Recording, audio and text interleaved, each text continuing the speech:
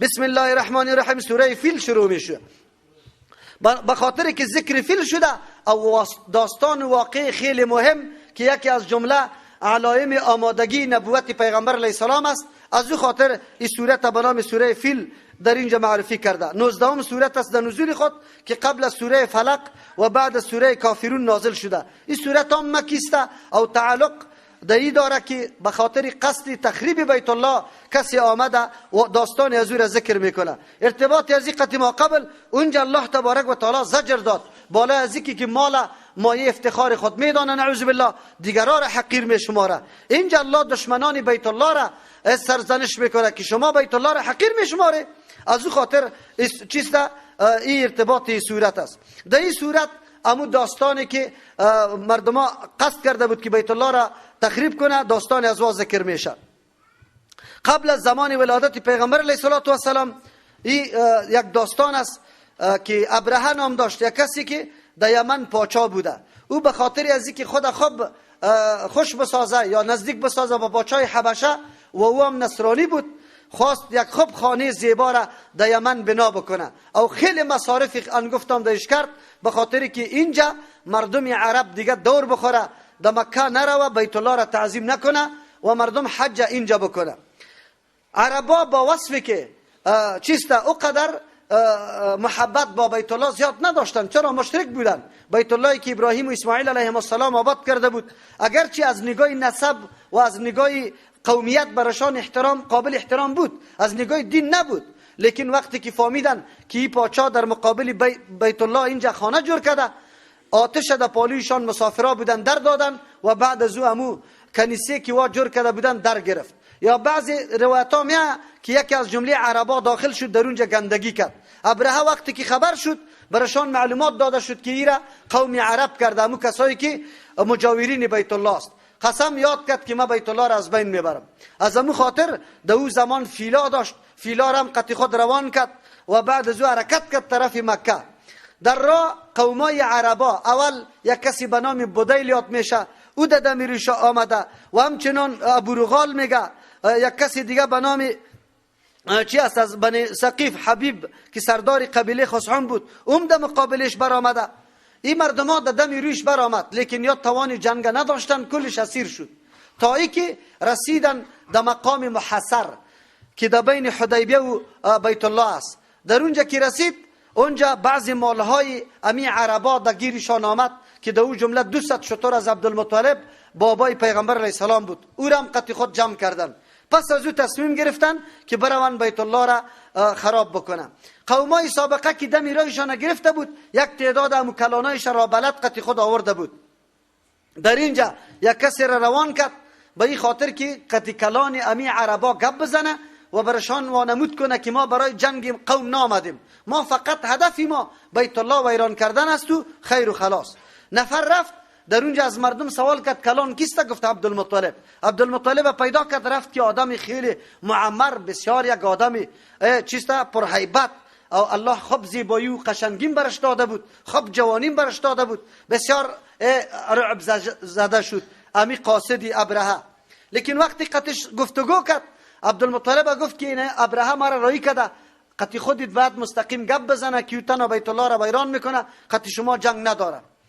باز عبدالمطلب آمد. زمانی که دید چهره عبدالمطلب ابرهه آلی این طرف قوم دیده بود که اگر او را قطع خود دست تخت خود بشانه قوم برش طعنه میده که آدم قطع خود برابر کردی. از او خاطر مجبور شد خودش از تخت خود پایین شد و قطع عبدالمطلب نشست. امی چهره خیلی هیبتناک عبدالمطلب سر از او تاثیر کرده بود. خب وقتی که گفتگو شروع شد از پیش سوال کرد که ما خو اینی طور به قصد تخریب بیت الله آمدیم، ما قطع شما جنگ نداریم، دیگه شما چی میگه؟ او گفت که ما هیچ کاری نداریم. گفت چی خیر تو چی مطالبه داری که قطع ما میگی؟ گفت 200 شتونی مرا شما گرفتی امور اعلا کنی. یا ابرهه گفت که ما اول تو را دیدم بسیار در قلب من بسیار گپا پیدا شد که تو شاید حامل این قدر یک پیام بزرگ باشی که دفاع از مرکز مقدستان بکنی او تو پشتی شطور میگردی، شطوری خودت دعوا داری او بیت الله جای مقدس عبادتی تا در غم از اون نیستی. عبدالمطلب امونجا اهل مکه در او زمان به الله عقیده داشتن اما در عبادت قطع الله شریک میکردن. گفت رب بیت علایده است، مالک بیت و پروردگار بیت علیه است. خب مالک 200 شتر مستم، من غم شترهای خودم میخورم، او ربی که مالک بیت الله است غمش میخوره.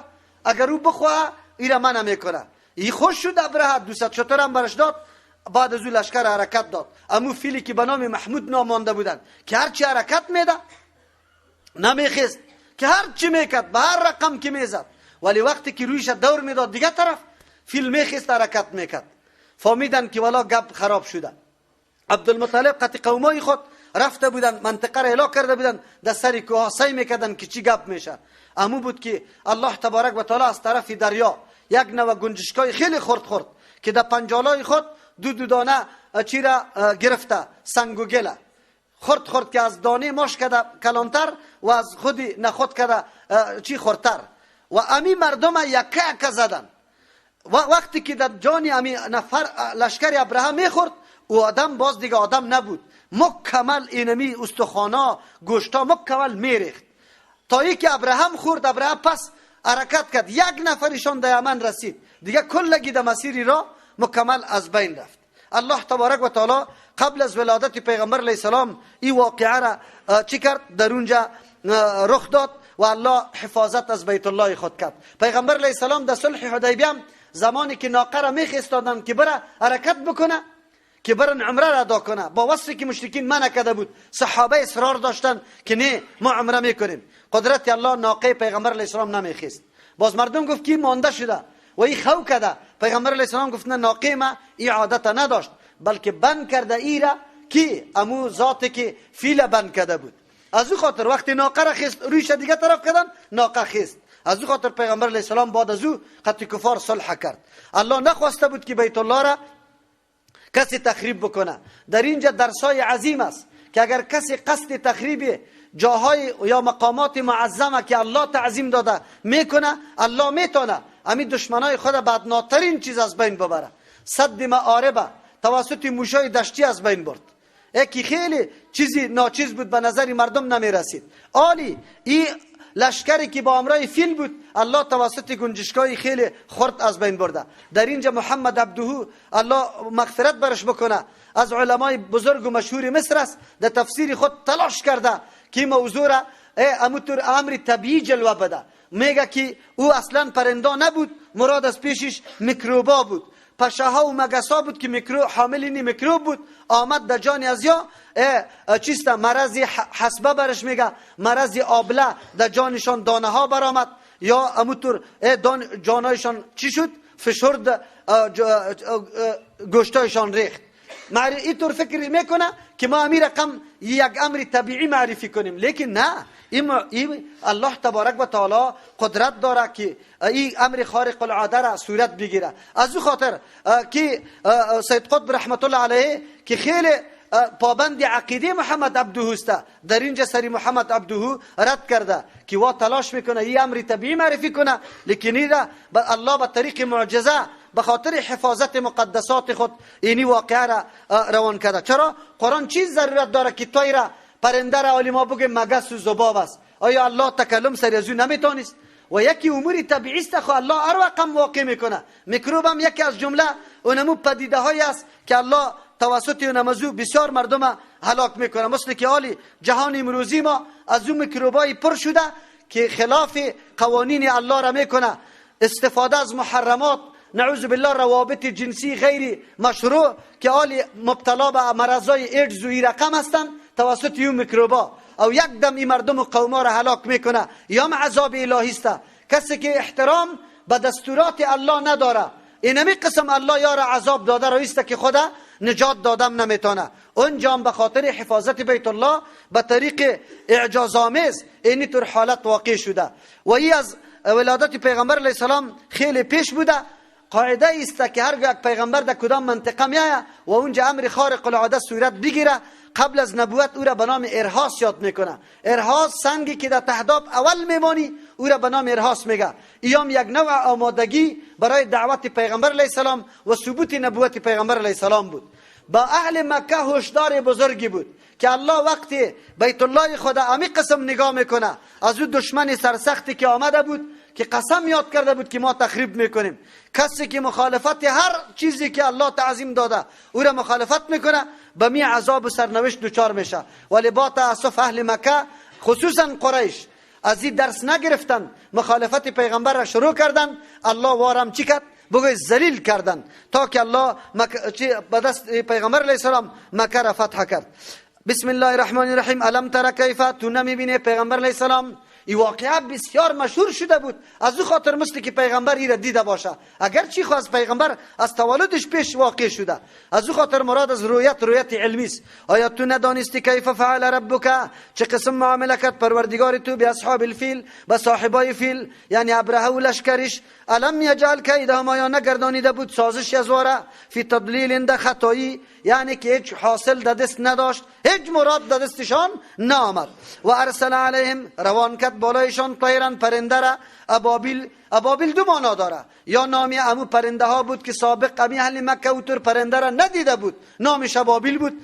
ما و شما قرغلاج برش میگیم عالی، شاید امی رقم پرنده باشه یا امی پرنده باشه، بعید نیست. الله قدرت داره که هر پرنده را موظف به یک بسازه. یا ابابیل مانا فوج، گروپ از طرف بحر بالا میشد پرنده و در پنجالای خود سنگوگل گرفته بود او یک لشکر میزد، یک دانش خطا نمیرفت، کلش کارای خارق العاده بود. ترمیهم که میزدن یاره به حجارت بسنگا من سجیل، از گل پخته، فجعلهم کعصف ماکول، پس گردانید یاره به مثل کاهی که ماکول خورده شده باشه. یک دفعه خورده شوه، خب جویده شوه، باز در شکم حیوان بره و بعد از او بیرون برایه که بیخی میده شده باشه. قرآن کریم تعبیر به ماکول کرد یعنی خورده شده. اینطور حالت الله سری او نعوذ بالله مخربین بیت الله روان کرد، نازل کرد عذاب خدا. پس کتاب الله که معظم ترین کتاب الله است، اگر تخریب میکنه کسی نظری سبک به این کتاب میکنه، الله تبارک و تعالی واره چی میکنه؟ ذلیل میکنه. ما انتظار از این را داریم که دنیای کفر به این طور عذابا مبتلا شوه که هیچ پرسان نکو. خب قبل از این مسلمانان به عذاب مبتلا شده، چرا که تعظیم کتاب الله را نکرده، حق کتاب الله را پوره نکرده. سبحان ربک رب العزة عما یصفون و سلام علی المرسلین والحمد لله رب العالمین.